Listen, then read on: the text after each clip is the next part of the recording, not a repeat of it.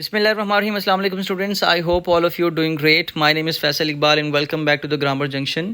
Students, in today's video we are going to talk about vocabulary and grammar portion of unit number 4 Butterflies by Roger Dean Kaiser. ये एक बहुत खूबसूरत सी short story है और इसके translation explanation जो है मैं आपके साथ पहले शेयर कर चुका हूँ. अगर आपने उसको पढ़ना है तो टॉप राइट कॉर्नर से आप उसको एक्सेस कर सकते हैं. उसका लिंक भी मैं डिस्क्रिप्शन में आपके साथ शेयर कर दूँगा ताकि आपको वहाँ से एक्सेस करने में आसानी हो. स्टूडेंट्स, आज की जो हमारी एक्टिविटीज़ हैं इस चैप्टर को लेके, इसकी वोकैबुलरी ग्रामर के पोर्शन की अगर हम बात करें तो उसमें वो सारी की सारी एक्टिविटी हमारी वर्ब से रिलेटेड हैं. आई होप कि आपने basics of parts of speech series में वर्ब के टॉपिक को अच्छे से समझा होगा. अगर आप उस चैप्टर को रिवाइज़ करना चाहते हैं और उसको देखना चाहते हैं तो आप उसको भी एक्सेस कर सकते हैं टॉप राइट कॉर्नर से. So without wasting any time let's get started.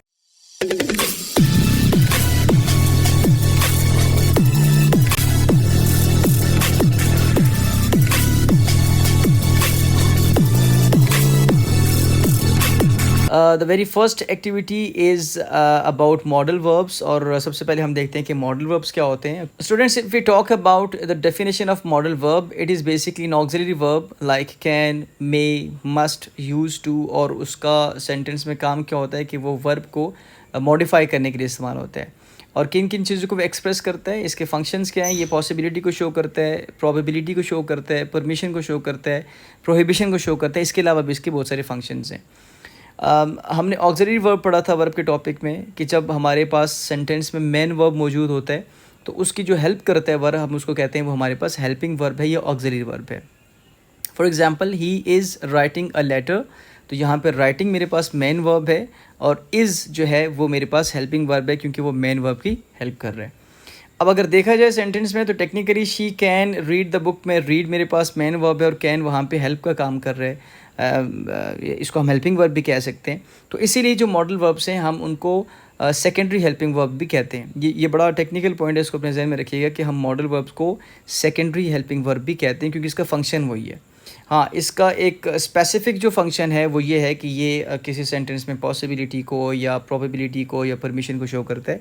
For example, if I से she can read the book, तो यहाँ पे जो कैन का वर्ड है जो कि एक मॉडल वर्ब है, ये यहाँ पे एबिलिटी को शो कर रहा है कि किसी काम को करने की सलाहियत. या शी कांट स्विम, वो नहीं तैर सकती, तो यहाँ पे कांट का जो वर्ड है वो किसी काम को न करने की सलाहियत को शो करता है. तो मॉडल वर्ब जो है वो बाकी हेल्पिंग वर्ब से कैसे डिफरेंट है कि इनके फंक्शंस डिफरेंट है. और फंक्शंस मैंने आपके साथ शेयर कर दिए कि वो पॉसिबिलिटी हो सकता है, प्रोविशन हो सकता है. किसी काम के ऊपर अगर आप जोर दे रहे हैं कि आपने ये ज़रूर काम करना है तो उसके लिए आप मस्ट का वर्ड यूज़ करते हैं, यू मस्ट डू दिस. ठीक है, तो ये इसके फंक्शन जो हैं वो जो ऑर्डिनरी हमारे पास हेल्पिंग वर्ब होते हैं, जो प्राइमरी हेल्पिंग वर्ब होते हैं उससे डिफरेंट होते हैं. आई होप कि आपको मॉडल वर्ब की समझ आ गई होगी. अब जो हमारी एक्सरसाइज है, जो हमारी एक्टिविटी है वो मॉडल वर्ब से रिलेटेड है और क्वेश्चन है कि choose the correct modal verbs for each of these sentences. तो आपको कुछ सेंटेंसेस दिए जा रहे हैं, आपको उसके सामने 2-3 ऑप्शंस दिए जा रहे हैं और आपने उन ऑप्शन में से सेलेक्ट करने कि यहाँ पे कौन सा मॉडल वर्ब जो है वो सूटेबल है. Dash you go already, you only arrived an hour ago, तो यहाँ पे कैन का वर्ड यूज़ होगा, कैन का मॉडल वर्ब यूज़ होगा. कैन यू गो ऑलरेडी, ज़ाहिर है यहाँ पे मस्ट या शुड का वर्ड यूज़ नहीं हो सकता. Second is when he was young he dash swim very well. तो क्या when he was young past tense use हो रहा है तो ऑब्वियसली हम आगे उसकी पास्ट फॉर्म यूज़ करेंगे. हम यहाँ पे कैन यूज़ नहीं कर सकते बल्कि हमें यहाँ पे कुड यूज़ करना है क्योंकि पास्ट फॉर्म यूज़ करनी है. When he was young he could swim very well. Then we have the company dash go bankrupt if they don't find a lot of money quickly. The company might go bankrupt if they don't find a lot of money quickly. उसके बाद हमारा sentence है, you look very confused by the homework. Ali dash I help you. Ali can I help you. तो यहाँ पे वैसे technically Ali के बाद कोमा होना चाहिए था. Ali can I help you. तो यहाँ पे सवाल पूछने के लिए इस्तेमाल यहाँ पे कैन का वर्ड यूज होगा. will I help you या must I help you obviously नहीं होगा. I left my purse at home. Laila could you lend me $10. तो यहाँ पे भी जो है वो could का जो मॉडल वर्ब वो यूज़ होगा. उसके बाद सेंटेंस है, it's wet and windy outside today. You dash go out without an umbrella. तो you shouldn't go out without an umbrella. ठीक है. And if you talk about the last sentence, I think that sign means we dash enter the building. We must not enter the building. Look, there is security guard too. तो वहाँ पे क्योंकि security guard भी खड़ा है तो हमें उस बिल्डिंग में एंटर नहीं होना चाहिए. तो आई होप कि ये बड़े इजी से ब्लैंक्स थी आपको समझ आ चुकी होंगी. हमारा जो नेक्स्ट टॉपिक है वो पास्ट पार्टिसिपल है. और स्टूडेंट्स इसकी डेफिनेशन पे जाने से पहले आपको अगर मैं इसको आसान अल्फाज में समझाऊँ और एक ट्रिक आपको बताऊँ, थर्ड फॉर्म ऑफ वर्ब का दूसरा नाम है पास्ट पार्टिसिपल। अगर आपको किसी भी सेंटेंस में या किसी भी जगह पे थर्ड फॉर्म ऑफ वर्ब नज़र आ रही है तो दिस मीन्स कि वो पास्ट पार्टिसिपल है। अब थर्ड फॉर्म ऑफ वर्ब आपको कहाँ कहाँ पे नज़र आएगी? आपको परफेक्ट टेंस में नज़र आएगी। आपको याद होगा मैंने आपसे टेंसेस का स्ट्रक्चर जब डिस्कस किया था तो उसमें मैंने आपको फॉर्म्स ऑफ वर्ब बताई थी कि फॉर्म्स ऑफ वर्ब किस टेंस में कौन सी फॉर्म ऑफ वर्ब यूज़ होती है।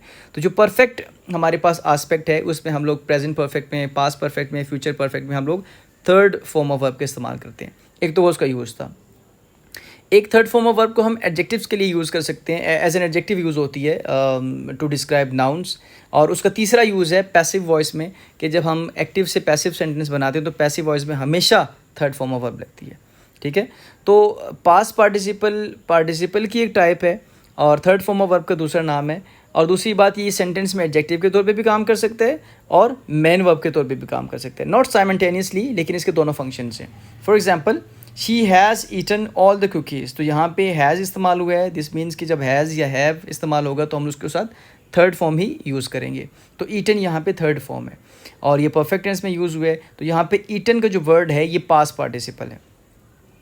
देन द ब्रोकन वैस was on the floor, broken यहाँ पे एडजेक्टिव के तौर पे यूज़ हुआ है, थर्ड फॉर्म ऑफ वर्ब है तो हम इसको पास्ट पार्टिसिपल कहेंगे। And the third example is the letter was written by John, तो यहाँ पे रिटन जो है ये थर्ड फॉर्म है जो कि पैसिव टेंस में यूज़ हुआ है। इसका जो एक्टिव सेंटेंस था वो था जॉन रोट अ लेटर। तो अच्छा, यहाँ पे मुझे वैसे हैज़ और वॉज को टेक्निकली कलर नहीं करना चाहिए था ये वाला, क्योंकि सिर्फ ईटन, ब्रोकन और रिटन जो है ये पास्ट पार्टिसिपल्स हैं। वॉज और हैज़ जो है वो पास्ट पार्टिसिपल्स नहीं है। बहरहाल आई होप कि आपको ये इसका जो स्ट्रक्चर जो है वो समझ आ गया होगा और पास्ट पार्टिसिपल कंसेप्ट आपको क्लियर होगा। अब इसकी एक्सरसाइज बहुत सिंपल है, क्योंकि जब आपको मैंने एक ट्रिक बता दी कि थर्ड फॉर्म ऑफ वर्ब का दूसरा नाम पास्ट पार्टिसिपल है, बाकी चीज़ों को छोड़ें कि वो एडजेक्टिव के तौर पे काम करता है, वो मेन वर्ब के तौर पे काम करता है, ज़ाहिर है वो जब थर्ड फॉर्म ऑफ वर्ब है तो बस वो पास्ट पार्टिसिपल है। तो अब आपकी फिलिंग द ब्लैंक्स आपके लिए करना आसान हो गई है। एक्टिविटी है filling the blanks with the past participle of the verb in parenthesis. Have you dash my keys, have you seen my keys. See था तो सीन हो जाएगा, नेक्स्ट में बी था तो बीन हो जाएगा, उसके बाद हमारे पास ग्रो था तो ग्रोन हो जाएगा, शेक था तो शेकन हो जाएगा, स्पीक था तो स्पोकन हो जाएगा और सेल था तो सोल्ड हो जाएगा।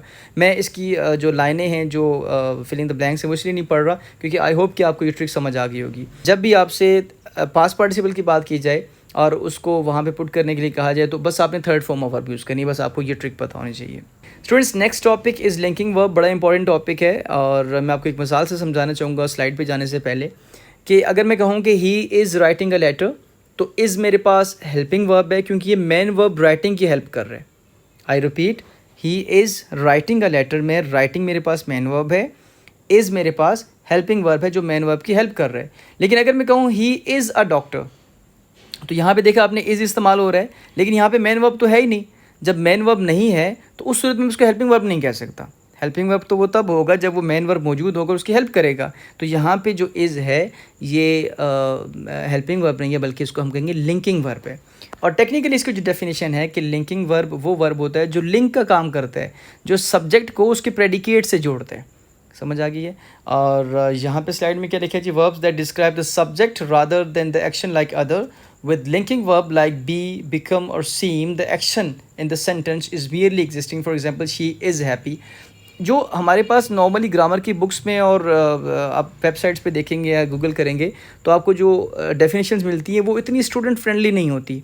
लाइक अगर आप उसको उसको पढ़ने के बाद समझने की कोशिश करें तो वो चीज़ें उस तरीके से समझ नहीं आती।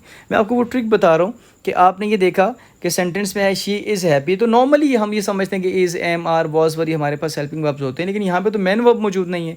जब मेन वर्ब मौजूद नहीं है, सिंगल वर्ब है और उसमें एक्शन भी नहीं है तो ये मेरे पास क्या हो जाएगी, मेरे पास लिंकिंग वर्ब हो जाएगा। अब आपके पास 4 सेंटेंसेस हैं और उनको आपने जो है वो उनमें अप्रोप्रिएट लिंकिंग वर्ब्स उसमें आपने यूज़ करने हैं। You dash very foolish, you are very foolish कि तुमने उस पर भरोसा किया, उस पर यकीन किया। They dash be happy as ever after, they will be happy क्योंकि बी का वर्ड यूज़ हुआ तो इसलिए मैंने वहाँ पे जो है विल को हमें पुट करना पड़ेगा। अच्छा, थर्ड जो सेंटेंस है या ब्लैंक है, ऑनेस्ट स्पीकिंग मुझे इसकी कोई समझ नहीं आई कि मुझे कोई लॉजिक इसमें समझ नहीं आई कि इसमें क्या लॉजिक है। ही dash putty in his hands, तो मुझे इसकी कोई लॉजिक समझ नहीं है कि यहाँ पे लिंकिंग वर्ब कौन सा है। तो ये मेरे अकॉर्डिंगली तो जो है वो सेंटेंस ठीक नहीं है। यहाँ पे कोई लिंकिंग वर्ब मुझे तो समझ में नहीं आ रहा है। अगर आपको कोई समझ में आए, अगर आपको कोई पता चले, क्योंकि इट्स ऑल अबाउट लर्निंग, मैं भी आपसे सीखूंगा, आप मुझसे सीखेंगे। तो अगर आपको समझ आ जाए, किसी भी सोर्स से पता चले, मुझसे लाजमी शेयर कीजिएगा। अच्छा, नेक्स्ट है the police department dash getting tough on crime. The police department is getting tough on crime. तो यहाँ पे आई होप कि बड़ी सिंपल से थे, आपको समझ आ गए होंगे। Yes, this was all about today's discussion. I hope कि आपको ये एक्सरसाइज बहुत अच्छे से समझ आई होगी। आपको नहीं समझ आई तो आप मुझसे इसके बारे में क्वेश्चंस लाजमी करेंगे। तो मिलते हैं नेक्स्ट वीडियो में, तब तक के लिए अल्लाह हाफ़िज़।